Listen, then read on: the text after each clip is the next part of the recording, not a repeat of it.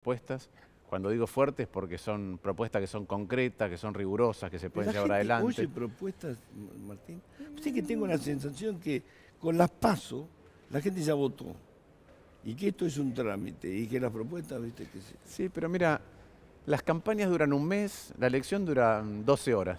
Sí, Pero al día siguiente tenemos que trabajar. obvio, hay que seguir. Y además de trabajar, hay que ver cómo corregimos las cosas que Argentina necesita corregir, que vienen de hace mucho. Vos has tenido, yo desde que empecé a estudiar economía, tuve 10 años de 27 en crisis. Sí, Vos sabés que eso hace mucho más tiempo que viene. sí, de nacimiento. Bueno, creo que Argentina tiene una enorme oportunidad, pero hay que empezar a ver qué cosas tenemos que hacer de otra manera. Creo que esa es la mejor manera de ayudar, es ver en qué áreas se puede colaborar, cuando las cosas están bien decididas apoyándolas, cuando las cosas se pueden hacer mejor diciéndolo, y cuando las cosas están mal señalando. ¿Cuántos años viviste vos afuera en Argentina? Yo viví 3 años cuando tenía 22, de los 22 a los 25, Sí, medio año cuando me casé con Carla, sí, y ahora 2 años, 1 año y medio en Washington. está bien. ¿Vos y viviste en Estados Unidos únicamente? No, en el Reino Unido también, viví en Londres. ¿Vos creés que nosotros somos un país en decadencia? En la comparación, digo, porque lo único que tenés son referentes, ¿no? Digo, qué sé yo. Porque hay economistas que dicen, Esper, por ejemplo, dice, la Argentina es un país que hace 70 años está en decadencia. Y yo me temo que sea cierto. Pero te pregunto a vos que también tenés experiencia. A ver, yo creo, primero, cuando uno mira los últimos 40 años de la Argentina, Sí, Argentina creció 4 veces menos que Chile, 3 veces menos que Uruguay, 3 veces menos que Colombia. un desastre. Entonces tiene un gran problema, un gran problema.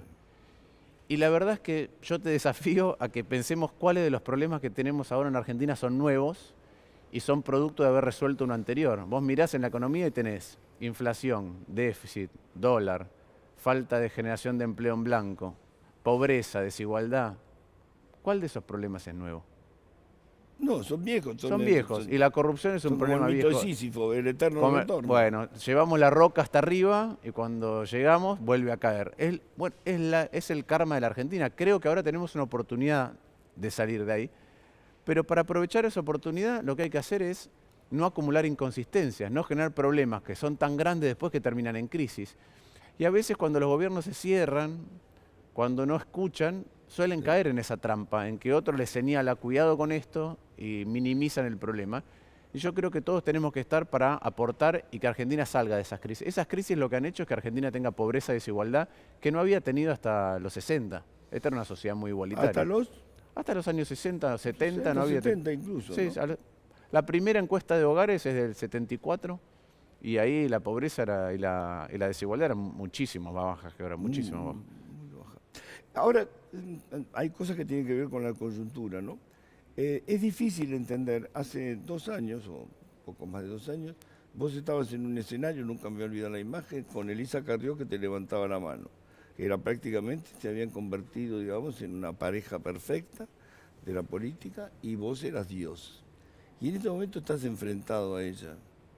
¿Qué es lo que pasó en el medio? Creo que tenemos maneras distintas de ver cómo se colabora con la Argentina. Primero, a mí siempre me gusta colaborar desde el Poder Ejecutivo cuando puedo, porque esa es la manera en donde se deciden cosas y se modifica la realidad. Y por eso es que acepté ser embajador en Estados Unidos. La otra es cómo uno contribuye a modificar las cosas que no están bien. Siempre creo que la mejor manera de ayudar, la mejor manera, por ejemplo, de que el kirchnerismo no tenga... El kirchnerismo usa el caso de Santiago Maldonado, infiltra las marchas, pero lo mejor que podemos hacer es no darle una excusa para eso. Y para no darle una excusa, el gobierno tiene que reaccionar bien. Entonces, cuando reacciona mal, hay que marcárselo, no hay que decir que Santiago Maldonado tiene 20% de probabilidad de estar en Chile. Cuando el kirchnerismo dejó un desastre con las tarifas, la mejor manera es encontrar una vía para corregirlo. Nosotros proponemos vías distintas de las que usó el gobierno, porque eso, si uno lo maneja bien, si uno hace un sendero de reequilibrio paulatino, subiendo el gas 6% más de lo que sube la inflación y la electricidad 8% más de lo que sube la inflación cada trimestre, corregís el problema en 8 años, pero hoy las tarifas serían de la mitad. Entonces le sacás la excusa al kirchnerismo para decir, hicieron un tarifazo. Un ajuste salvaje. Exacto. Entonces, creo que cuando uno es capaz de proponer, en función de lo que necesita el país, alternativas distintas, sacamos las excusas del pasado y entonces dejamos de tener sectores que tratan de volver al pasado. Sí, lo que pasa es que, digamos, entre las cosas del pasado entra también esta idea de, ¿vos sos radical o no? Yo me considero socialdemócrata. Socialdemócrata. ¿Qué quiere decir esto? Centro-izquierda. Hay dos grandes visiones del mundo. Una es el statu quo, lo que es, está bien. Y hay otros que creemos que el statu quo, lo que es muchas veces, particularmente en los países como Argentina, que son desiguales, mucho de lo que te va a pasar lo determina dónde vas a nacer. Sí. Dónde naces es un gran determinante del resto de tu vida y creemos que el Estado está para modificar eso, para igualar. Por eso es mucho más hincapié en la educación pública, por eso hacemos propuestas para mejorar la educación pública que sí viene en decadencia hace mucho tiempo, la salud pública, la seguridad. A nosotros nos parece que el Estado está para reequilibrar la cancha, para ponerle pisos a todo el mundo, pero no techos, para que cada uno pueda encontrar su propio techo, pero tenemos que tener todos un piso similar, si no es extremadamente difícil. Pero es utópico eso. No, no es utópico. Cuando vos ves... Es utópico hoy en la Argentina, digo. pero es utópico, primero, yo creo que si uno no sueña un futuro no lo puede construir, primero lo tenés que soñar. Hay países que hemos visto que tenían culturas peores que la nuestra de comportamiento y estados peores que el nuestro y hoy está en otro lugar, España. Sí. Si vos conocés lo que era España en los 60 y lo que era Argentina en los 60. Yo la primera vez que fui a España, donde está el Eurobuilding, había ovejas. Bueno, ahí está, en Madrid. Pero me acuerdo perfecto, ¿eh? Ahí está, bueno. Donde Entonces, está el Eurobuilding, que es un lugar que voy a Sí. decir, los 9 militares, ovejas pastando. que cerca de la Plaza Colón. Exactamente. Sí, bueno. Entonces, si ahí en 40 o 50 años tuviste un cambio estructural, Sí. de infraestructura, cultural, económico, se puede hacer. Y de hecho Argentina lo tuvo. Argentina fue un país rico a principios del siglo XX, pero rico si querés en una fantasía, porque lo que producíamos nosotros, que eran alimentos, Sí. el campo pesaba mucho en el total de la economía, los alimentos se comercializaban internacionalmente, valían un montón y nosotros éramos pocos. Producíamos muchos alimentos, éramos pocos y los vendíamos al exterior. Sí. Fuimos el sexto país en ingreso por habitante. Pero con ese impulso, con ese regalo, la generación del 80 lo que construyó fue un Estado, el mejor Estado de Latinoamérica, Sí. la mejor educación Entonces pública. somos un país decadente. Somos un país cuyo Estado está en decadencia hace mucho tiempo. Entonces no sentimos que el Estado nos da tranquilidad, sentimos que nos da crisis. Y ahí es otra cosa en donde hay que trabajar. La mejor manera de que no vuelva el populismo, el autoritarismo, es que no tengamos crisis. El otro día un taxista me decía algo que me llamó mucho la atención porque era exactamente lo contrario de lo que nosotros solemos pensar. Nosotros solemos pensar que al radicalismo, cada vez que le ha tocado, al no peronismo, le cuesta gobernar. Y el taxista me dijo, el peronismo solo puede acceder al poder cuando hay una crisis. Que es cierto, el 89, el 2003, ¿no? Después el 2001, después puede mantenerse, pero accede cuando hay una crisis. Y entonces lo mejor Porque que es una respuesta a la crisis. Exacto. Tenés una expectativa. Pero lo mejor que podemos hacer entonces para tener otro tipo de discusiones en la Argentina, para dejar de tener un comportamiento pendular, es dejar de tener crisis, porque eso va a modificar el sistema político. Ahora, para dejar de tener crisis, hay que señalar dónde se están acumulando inconsistencias que después tienen un efecto explosivo. Ayer se conoció la inflación de septiembre, ¿no? 1,9, lo cual rompe, digamos, cualquier expectativa. A ver, ¿vamos a convivir toda la vida con la inflación? No, Argentina es un país que necesita la inflación, pero digo, ya Bueno. es como rutina. Se rompieron las metas que el gobierno había fijado y no pasa nada. Bueno, primero, Argentina es un país que tratemos de recordar cuándo no tuvimos inflación de 2 dígitos. Algunos años de los algunos años de los 90, Sí. ¿sí? Más el 2003 y 2004, Los primeros años de Kirchner. los primeros años que después hemos tenido siempre inflación de 2 dígitos. El problema es que la inflación es inercial, afecta comportamientos a futuro, vamos modificando la manera en que un empresario de Japón y un empresario argentino reaccionan distinto cuando suben las ventas. Uno trata de ver cómo capta más mercado y otro trata de ver cómo suben los precios. Es como nos hemos adaptado al sistema. Entonces, ¿se puede bajar la inflación? Sí. ¿Qué está pasando hoy por lo cual la inflación sigue a un ritmo más acelerado de lo que quiere el gobierno? La política fiscal, ¿cuánto gasta? Pensá que en los últimos 56 años Argentina tuvo déficit en 50. Sí. Y eso que tenemos mucha más plata que antes. Igual seguimos teniendo déficit. 1 de cada 4 pesos que gastamos Es estructural. es estructural. Pero eso es lo que hay que corregir. Entonces vos gastás de más, es un ducto de aire caliente, emitís dinero, es otro ducto de aire caliente, política monetaria y política fiscal, que inflan un globo aerostático. Y ese globo, que son los precios, se va para arriba. Entonces hoy la política monetaria, el ducto de aire caliente de emitir dinero, lo paraste un poco, el fiscal no. Y después hay dos componentes El fiscal adicionales. lo tenés que laburar en serio. El fiscal lo tenés que elaborar en serio. Y después tenés dos componentes adicionales. Uno es, el kirchnerismo te dejó un desastre con las tarifas. Las tenés que subir, pero las tenés que subir ordenadas para que sea previsible. Si un día subí 400%, ahora no sabemos cuánto va a subir, eso desacomoda no solamente la inflación porque le genera un golpe, sino que después el productor, la pyme, dice cuánto tengo que subir los precios para poder prever lo que me va a venir de aumento. Por eso, si nosotros hubiéramos hecho el sendero que proponemos, que sabés exactamente cómo va a subir la inflación en los próximos 8 años de las tarifas, acomodás muchas otras cosas. Y lo último, y esta es una concepción que de cuando trabajé en el Banco Central, yo creo que las metas de inflación no tienen que ser del Banco Central. Y de la economía.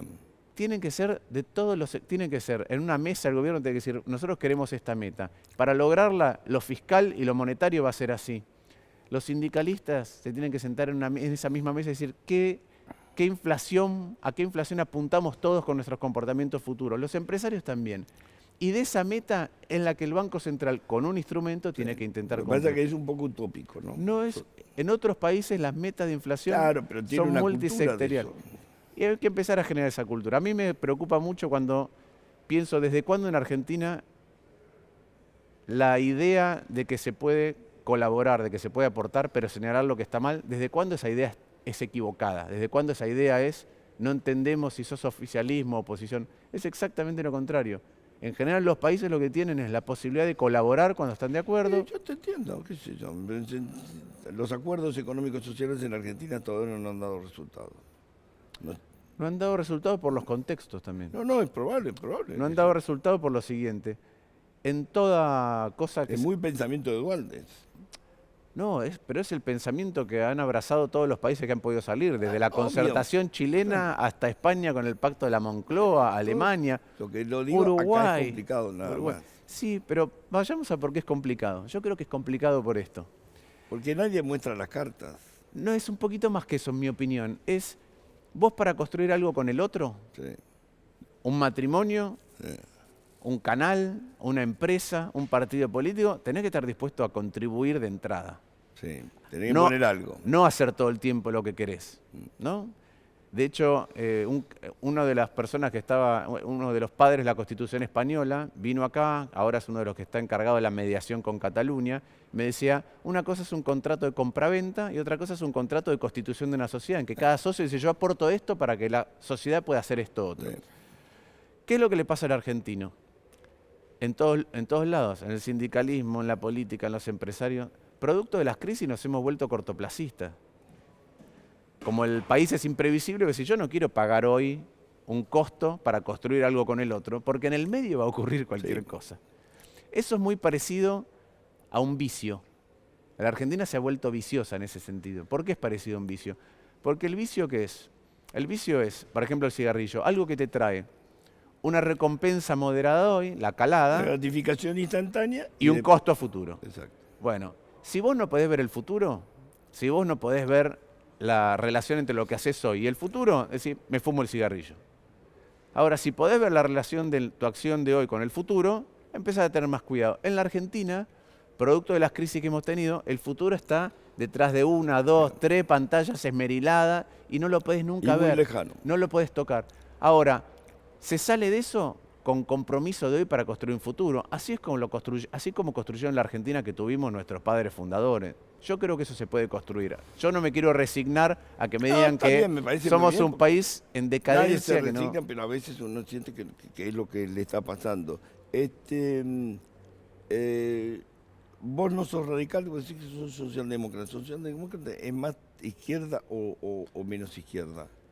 Que el Para entender un radicalismo, poquito. para mí, yo considero que nuestro espacio es como una izquierda europea, como una izquierda moderna. Sí. No una izquierda que añora lo que nunca jamás sucedió, sino una izquierda que lo que quiere es tener un Estado no grande, un Estado potente, un Estado ágil, un Estado transparente, un Estado que use datos para corregir los problemas que Hay que tenemos. echar gente de la administración pública para estabilizar el régimen fiscal. No, lo primero que hay que hacer, el principal problema en Argentina es que el gasto no rinde. Entonces, por ejemplo... Porque el mayor gasto, tengo entendido, son sueldos y jubilaciones. Sí, pero por ejemplo, una de las cosas que no tiene la Argentina, que tienen otros países, es que cuando te sobra en este lugar, en cualquier empresa, vos te sobra gente en un lugar y vos decís, Y te faltan otros, ¿no? la movés de un lugar a otro. Argentina es un país donde vos sos planta de un ministerio No, y, no, es cierto. y no te puedo pasar a otro ministerio donde necesito gente o a una tarea nueva que el Estado precisa.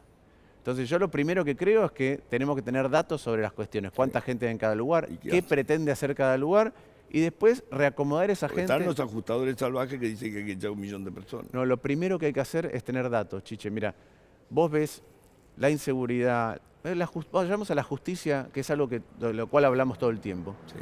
Vos podés como periodista meterte a ver en cada juzgado cuántas causas tienen y cuánto No, personal, no podés. si tienen suficientes recursos No, o no les podés. sobran, si habría que reasignarlos a otro lugar, cuánto tardan promedio por causa, qué juzgó rápido y qué juzgó lento, cómo condenó y comparar esa condena con otro caso similar. No.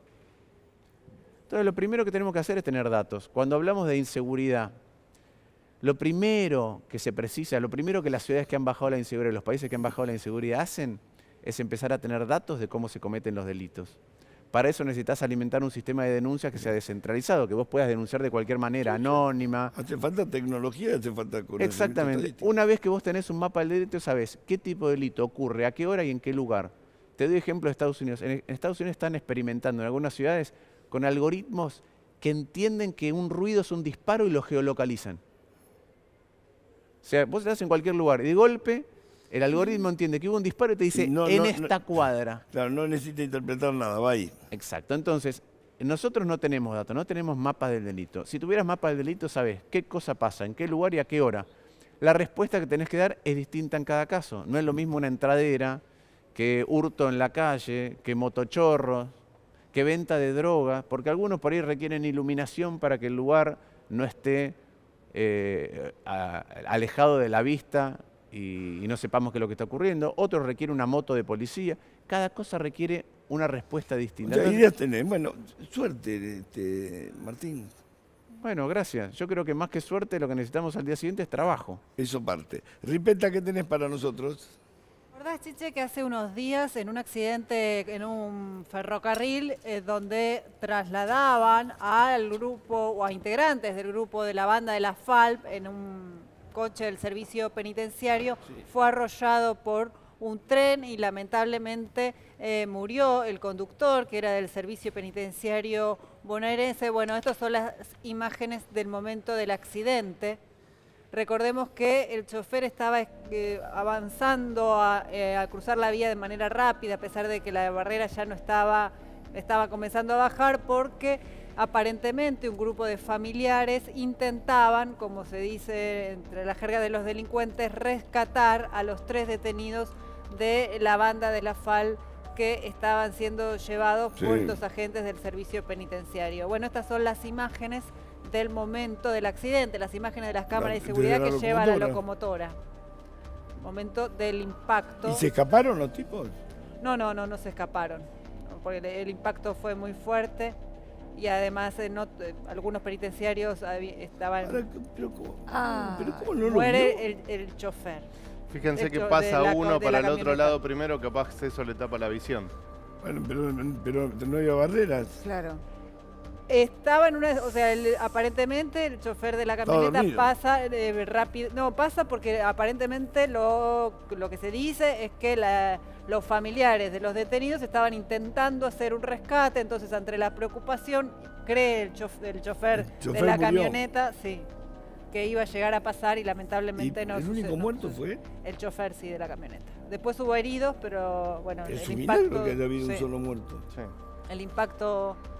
Claro, pero le fuerte. impide el tren que ese que viene, le impide pero ver no el que te- sale. pero- Mira. Y ahí se ve impacta directamente en la cabina.